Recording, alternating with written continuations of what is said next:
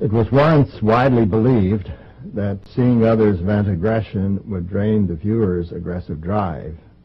As you can see.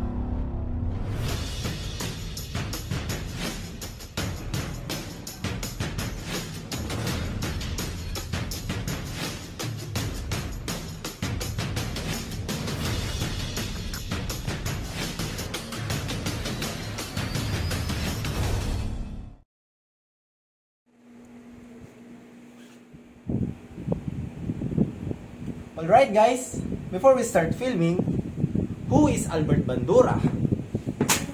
He's a psychologist, right? But where was he from? Yes, he was Canadian-American psychologist. He was born on December 4, 1925 in Alberta, Canada. He became a professor at Stanford University.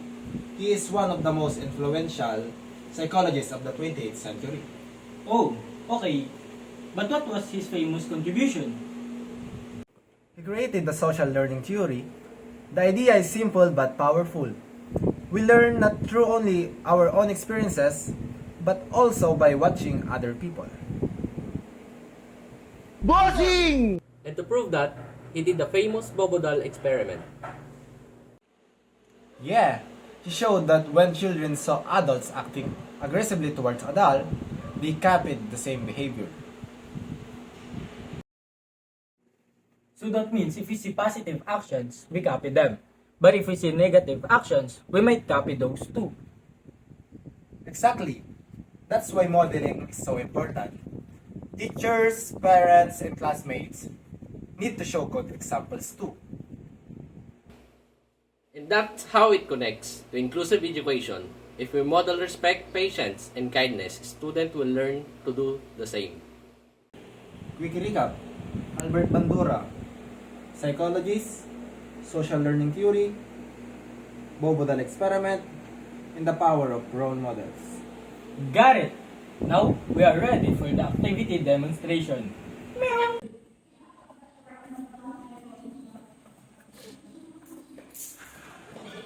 Thank you. No problem.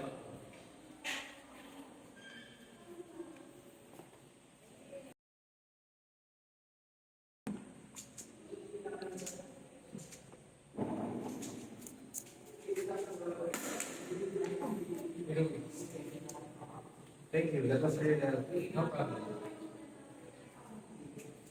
See what happened? Jingoy showed kindness first, and then Dante copied it. That's observational learning when one good action inspires others.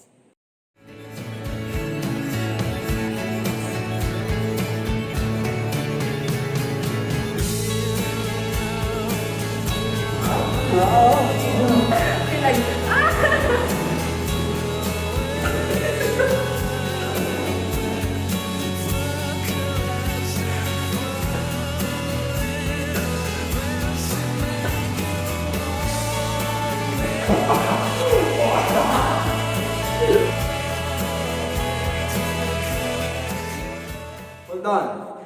This is also Bandura's theory in action. When someone models negative behavior, others can copy it too. That's why it's so important to set a positive example, especially in schools.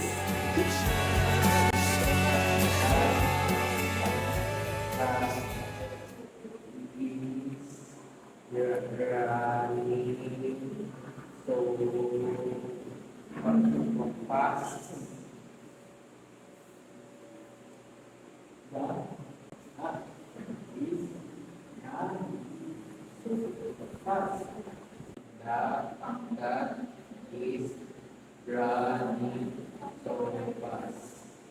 That's great, very great. In inclusive classrooms, when patience and support are modeled, others learn to do the same, helping classmates who learn at different speeds. Sandro and Dante, you can draw. Jingoy, you can read the instructions, and I am going to write. But I have to draw with you. That's okay. I can show you step by step. And you will help each other. We're teams. When students model cooperation and encouragement, others follow. This creates an inclusive environment where everyone feels supported. So, how does Bandura's theory actually promote inclusive education? It shows us that our action like respect, kindness, and cooperation can influence others to the same. That means in inclusive classroom, we should act as a good role model so that everyone can learn positive behaviors. Because learning doesn't only come from books or teachers. It also comes from watching each other.